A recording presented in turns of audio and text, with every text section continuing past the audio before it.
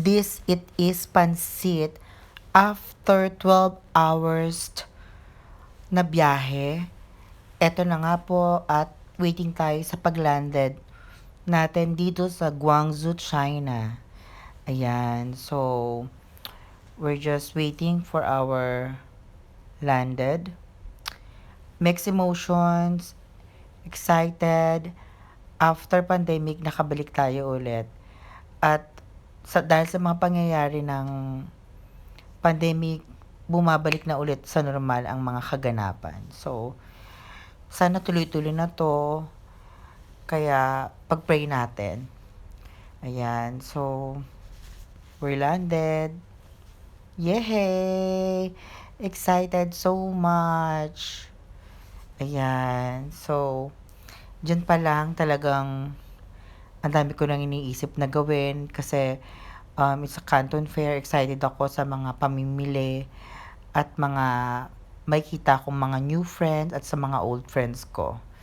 Ayan. So, very happy. At same pa din, ganun pa rin ang terminal ng Guangzhou.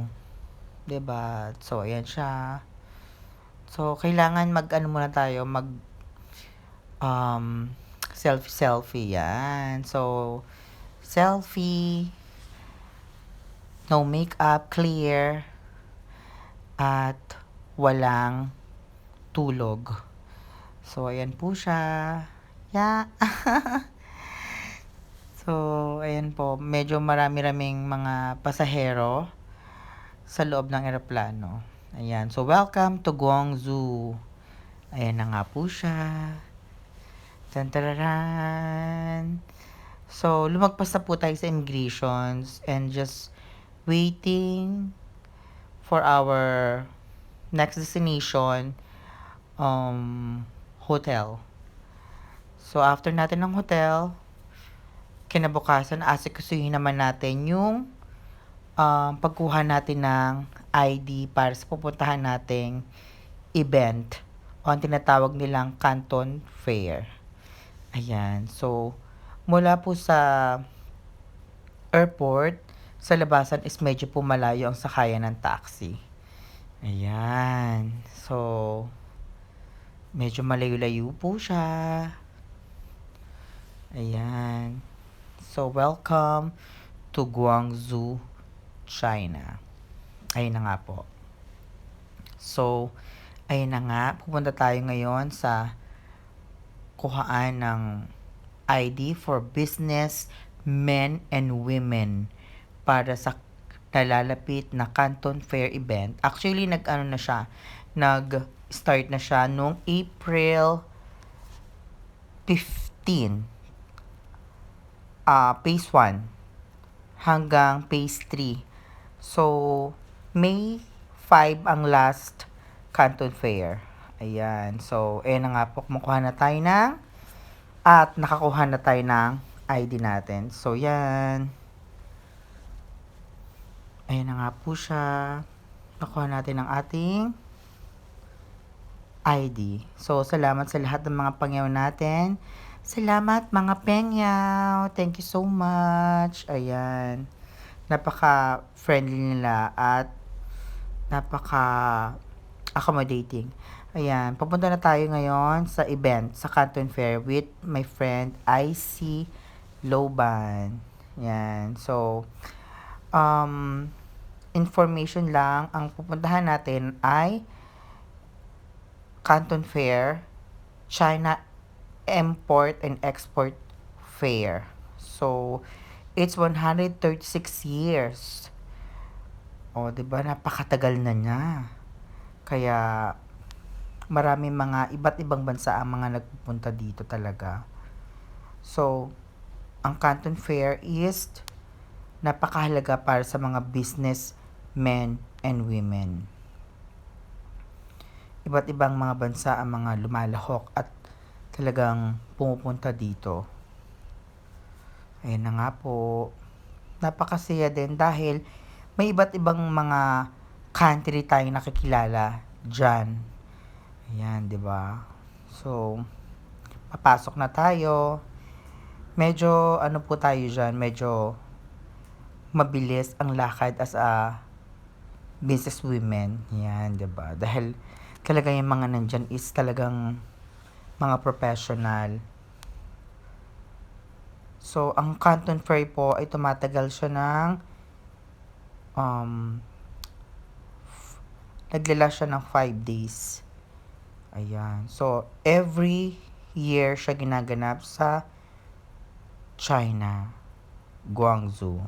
O, 'di ba? So, Phase 1 is October 15 hanggang 19. Phase 2 is October 23 to 27. And last is Phase 3, May 3 to May 5. Ayan na po. Papasok pa po tayo sa loob. So, super lakad tayo dyan. From the gate, papasok sa loob is about 10 minutes. So, yan. Masaya naman. So, yan na yung guard. So, nagtanong kami dyan kung tama po ba yung papasukan naming lugar. Kasi, 'di ba hindi namin alam dahil talaga kasi sa bawat gate dyan, may iba't ibang mga event. Kunwari, ang papasukan mo is car show lang. Ang papasukan mo is mga textile lang. Papuntahan mo mga damitan lang. So, lahat kami naikutan namin yung iba na nadaanan namin. So, yung mga madadaanan namin, yun lang yung na i-stop over namin. Kasi, kulang yung isang araw niyan kung lilibutin mo siya. 'Di ba? Dahil napakadaming tao. Grabe. At wala pa kaming kain yan. So, nag-start kami niyan ng 9:00 ng umaga.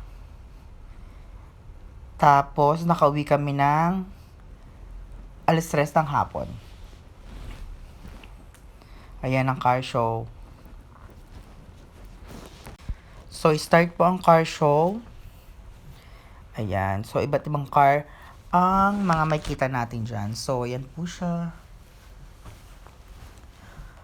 Ang mga pangyaw ay nandiyan. At ang mga loban. Diba? So, may ikot-ikot pa rin kami. Kasama ko ang ating kaibigan na si Loban. Yan, si Loban ay kasalukuyang at si Mama Reg na ating assistant din, ang ating assistant sa pag-guide sa Canton Fair. Yan, ina-assist niya tayo, ginaguide niya tayo kasi first time nating umattend sa event na to. Ayan, diba? So, ayan na. So, next stopover namin is sa mga damitan at mga bags, luggage. Yan. So, malaki yan. Talagang kulang ang isang araw kung lilibutin mo siya. So, you can spend there at least 2 days to 3 days. Talagang slowly but surely talagang malilibot mo siya. Ganon. Kasi pag bumili ka naman dyan, hindi naman yung bibili ka na agad eh. Pag bumunta ka dyan, may nagusto kang items, i-reserve nila yung items mo at o-orderin mo yon. So, pag in-order mo yon, they send you back to your place about 4 days to 1 week. Ganun katagal. Pero, sure naman yung items na darating sa'yo. Sure mo rin yung address mo at yung hotel mo kung saan para talagang maayos at malinaw yung pupuntahan ng items mo. So, yan. As a model tayo dyan. Thank you very much. So, nakabili tayo ng mga items and orders like Dior, Ferragamo, and mga perfumes. So, yun na nga po. Pagkatapos niyan, palabas na tayo niyan, pauwi na tayo. Lahat ng mga bus na nandyan ay mga hotel na nag-a-assist sa bawat businessmen and women. Yan, iba't ibang mga hotel po ang nandyan. Kagaya niyan, may mga Marriott dyan, Kimski Hotel, iba't ibang mga hotel ang nandyan. Lahat ng bus na yan, mga turista ang laman yan. So, napakadami yan. 'Di ba? So, syempre napagod kami. Kailangan namin kumain. So, nag-shabu-shabu kami, 'di ba?